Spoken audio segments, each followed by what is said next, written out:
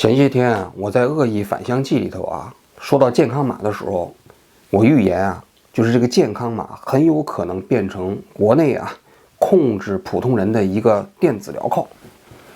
没想到啊，话音未落啊，这个预言就一语成谶了。就在几天前，河南的一些村镇银行出事了，这些来自全国各地的这些储户们啊，要到河南讨说法。他们发现啊，他们到了河南之后，他们的健康码莫名其妙的都变成了红色。这故事还要从2个月之前开始讲起。2个月之前啊，就是说河南有几家所谓的村镇银行，他们在网上开通了一些互联网存款业务，通过 APP 啊或者第三方存款银行平台啊，在他们银行存款。后来呢，就是国家有关部门呢禁止他们通过第三方平台进行所谓的转存款业务之后呢，他们就通过所谓的 APP 吸引这些储户，利息呢比支付宝略高一点。我查了一下，大概比支付宝高个20%左右。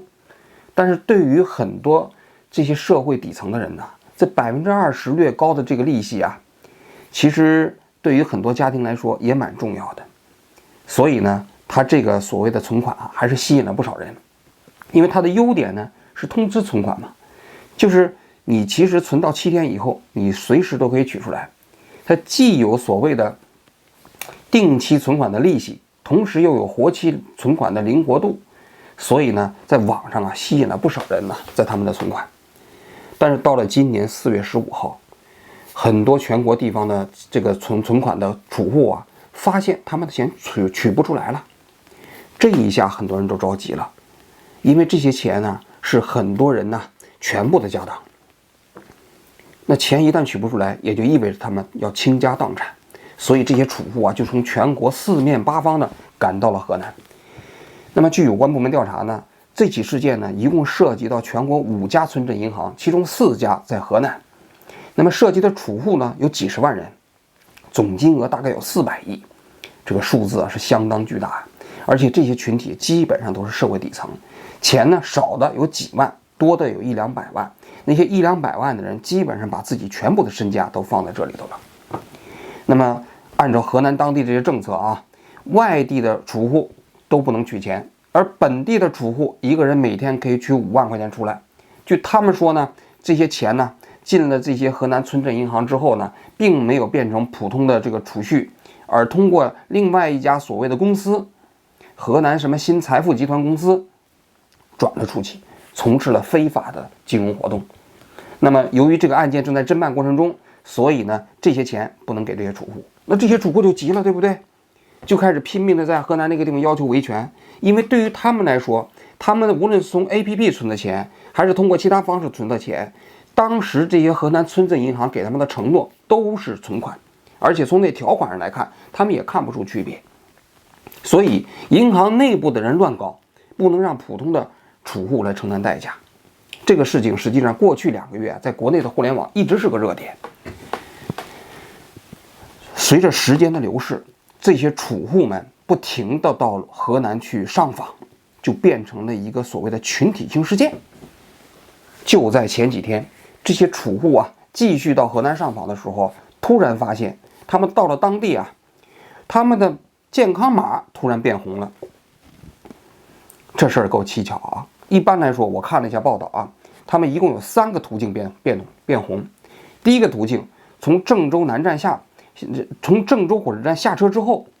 它有一个所谓的就是你来访人员登记码，你一扫那个就变红了。就是你来郑州你是干啥的？你如果是来访的、来上访的，立刻就变红了，你的这个健康码就变红了。第二个途径是扫了场所码。什么叫场所码？场所码就是我离开中国的时候还没有，最近刚发明的。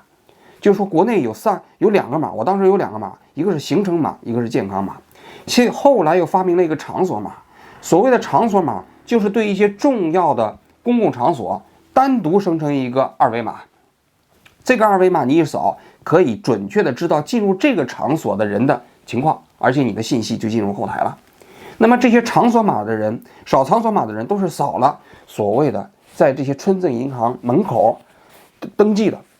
就是在这些村镇银行本身来维权的，一扫这个码，场所码就变红了，然后他所谓的健康码也变红了。第三个途径，有当地的派出所给他们打电话确认你是不是来了郑州了，是不是来了开封了，一确认变红了。3个途径，这下访民都不干了，他们就把这些信息报告给了新闻媒体。在这里头啊，我要今天特别赞赏一下第一财经日报，他们不但报道了这件事情，而且他们发在新浪微博上的那个报道反复被删，但是他们删一次发一次，删一次发一次，我觉得了不起，我觉得真了不起。因为这件事情啊，不但触动了巨大的利益，同时呢，也有可能酿成所谓的社会事件、群体技术事件。媒体这么坚持的跟有关部门作对，其实是冒非常大的风险的。我经常说啊，境内其实有许多人，他们没有离开这个国家，一直坚持用自己的努力在慢慢改善这个国家，甚至来说为这个国家那些微不足道的人的权益来争取、来维护，这些人都是大写的人，包括今天的第一财经日报。他们知道这个事情的风险，所以我们要为他点赞。这个事情发生后啊，当地的河南12345啊也接受采访了，说我们从来没有搞过什么负红码，我们也不知道这些人为什么红码了，可信吗？我不相信。现在所谓的负红码是这些信息都是可溯源的，有本事你就公开你所有的信息嘛，后台信息嘛，敢吗？我猜他们不敢。我猜他们肯定是不敢公开他所有的信息，否则你单纯这种否定没有任何意义。难道说这些所谓的这些访民们，他们变红码都是出了什么 bug 吗？为什么这个 bug 只存在他们身上？我仔细看了一下这个报道，有很多访民，他们在他们自己家的那个地方半个月没有离开，也就是说半个月的时候没有离开过任何其他地方啊，去过任何其他地方。比如说有一个烟台的，烟台根本就没有所谓的这个疫情，没有一例阳性的，他也没有离开过烟台，然后就去了河南，到了河南之后一扫码就变红码了，怎么解释？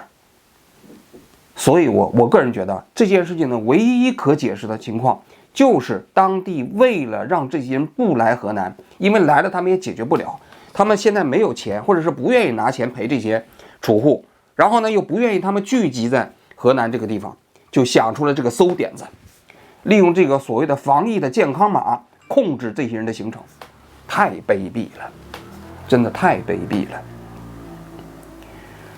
我还要说，其实这种现象不是从今天开始的，过去啊也有，只不过范围小一点。我给大家讲几个故事啊。我跟你讲，过去到北京上访一直是国家重点控制的人，但是一般的到北京上访呢，控制的关口是设在地方政府，北京一般是不管的。但有一个例外，如果你到了北京，你在2个派出所被登记的话，你就完了。第一个是天安门派出所，第二个是府右街派出所。天安门派出所就说明你这个访民，你到天安门去闹事儿了。我说的那个闹事儿是打了引号的啊，你到天安门不管因为什么原因，你表示你是访民，被带走，被天安门的派出所带走，这就被打入另册了。这是第一啊。第二就是府右街的，府右街的派出所登记只有一种情况，你就是去了中南海门口。大家都知道中南海在天安门在长安街上有一个门，这个门前如果你要是有心的话，你去看这个门前有一条白线，就是在长安街上有一条白线，白线上常年有一个便衣在那白线上走，然后就在这个便衣旁边的马路边上会有一辆警车，这辆警车跟一般的警车不一样，你去仔细观察，你现在你看了我的节目，你去到北京的长安街去看，还这样，这辆警车是常年驻留在那里头，然后警车的外面会安一个空调，按一个我们普通这个房间的空调，为什么呢？因为那车常年放在那个地方之后，用车内的空调，汽车可能带不动，或者有麻烦，于是他们就在汽车的外面安装了一个空调，防什么呢？干什么呢？就是防止到中南海门前去上访的。其实这些上访的访民根本不知道，中南海的长安街那个门呢，离那个长安街的离那中南海的核心区远着呢。那个门一进去是个湖，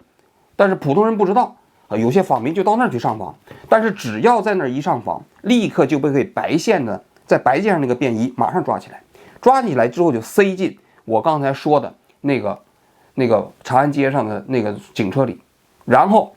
这两个，一个是长安街，一个是天安门派出所的，一个是府右街派出所的，这两个抓起来的访民全部要送到北京南面的马家楼收容站。这个马家楼收容站收容起来之后，要让当地政府来取这个人，把这个人取走之后，从此这个人就被打入另册了，就是他的身份证信息上就会被点点点注释上这个人到过天安门上访过，或者到过府右街上访过。从此以后，这个人再到北京来，他只要一住宿，或者说到公共场所上一刷身份证，我公安机关的后台就会报警。这个秘密一般人不知道，你知道吧？但是我清楚，这是一个啊。第二个，吸毒人员，你只要吸过毒，被我公安机关处理过，或者说是被收容审查过，就是我们现在这个所谓的劳改制度取消之后啊，全国各地的劳改场全部改成了吸毒人员所谓的矫正中心。这个我们将来专门找一期节目专门讲一下这个背后黑暗的这个内幕啊。今天咱们不展开说，但我跟你讲的是，你只要吸过毒，被公安机关处理过，你的身份证后台信息上就被标记上你是吸毒人员。好了，从此以后，你只要到中国的酒店里头，你去住宿，或者是刷份身份证，立刻公安机关的后台就会报警，几分钟公安机关的人就会来找你。这是一个非常庞大的群体，有些人吸毒之后戒掉了以后，他需要重新返回这个社会，但是他没法做到。为什么？因为他寸步难行，因为他到任何一个地方，他的身份证都会报警。包括那些上访的，只要在天安门上访、府右街被登记的，他从此以后基本就再也去不了北京了。这过去啊，就是我说的对这个普通老百姓的控制啊，就有。但是你注意看啊，它毕竟所涉及的群体较小，不管是吸毒人员还是上访人员，在总人口中间的比例较低。第二，它的能够做这件事情的只有一个机关，就是公安机关。但是今天这件事情的可怕之处是什么呢？可怕之处是它根本不是公安机关控制的，它就是一个普通的政府部门就可以给你付码，付你红码或者付你所谓的黄码。一旦你变成了红码或者黄码，你寸步难行。那些到了河南的那些维权的储户，啪变了红码之后怎么办？他突然发现啊，首先是任何带屋子的地方他进不去了，然后呢，酒店住不了了。大家可以想象一下，他还维什么权呢？他连住店他都住不了，他只能在大街上溜达。因为他如果要是想在河南驻留，他总得要吃饭吧，餐馆进不去；他总得要住宿吧，酒店进不去。他只能在大街流浪。所以这些人要么是跟当地政府反映说，你把我隔离14天，是不是？要么当地给他一个选择，你点对点的回到你家去，你不要在我这儿待着。你想想，这个招啊，确实是有用啊。对于当地政府来说，这个确实是方便的，极其有用啊。那么这件事情发生之后啊，立刻引起了舆论哗然。胡锡进，平时雕盘的胡锡进都不雕了。胡锡进都说这是违反防疫法规的，如果要是用这种方式搞的话，其实是极大的损害了我们普通老百姓对防疫政策的认可，其实也是挑战政府的公信力。胡锡进说的话啊，这个所谓的胡适语言嘛，说实在的不是那么尖锐，但是连胡锡进都不敢雕盘，都要表达意见的事情，你就知道这件事情有多么触犯底线。胡锡进没说清楚，健康码、场所码本身就违法，没有任何法律授权说一个政府可以通过搞健康码的方式来限制人的流动。你翻开我们国家的法律，你去翻，你找不到任何一条法律授权这个所谓的健康码是合法的，行程码是合法的。其次，健康码的被滥用啊，可以说是必然的。为什么这么说呀？因为它太好用了，而权力的行使者，他本身都有自利的冲动。因为在我们国家的这个体制下，行使权利的人是不受约束的。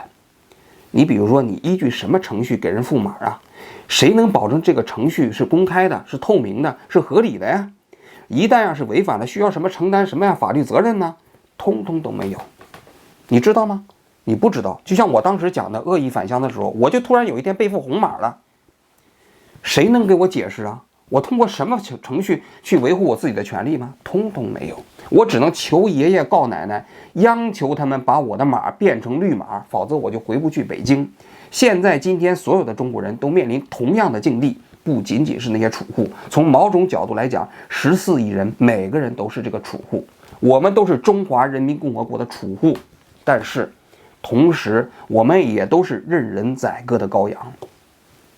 为什么？因为权力没有被约束，那么行使权力的人必然要滥用权力，这是一个亘古不灭、颠奔不破的真理。所以啊，我个人觉得呀，看似这么一个简单的事情的背后所呈现出来的那种状态啊，令人不寒而栗啊。大家一定都看过《1984》那本书啊，奥威尔当年几十年间写的那本书啊。那本书里所呈现的这个状态，不正慢慢的变成我们现在的社会现实吗？这个社会中间分为核心党员，分为一般党员，分为普通的老百姓。这普通的老百姓占到85%，那核心党员占了2%，那外围党员占了13%。那么这个社会中间，和平部负责战争，富裕部负责经济，真理部负责宣传。你想一想，是不是我们的现实啊？所以啊，你想想，这个途径正在慢慢通过这个所谓的科技的发展变成现实。为什么？就是如果这个权力不受约束，再加上现在这个大数据和科技的力量，几乎是必然走向这样的现实的。这其实或许就是我们的未来吧。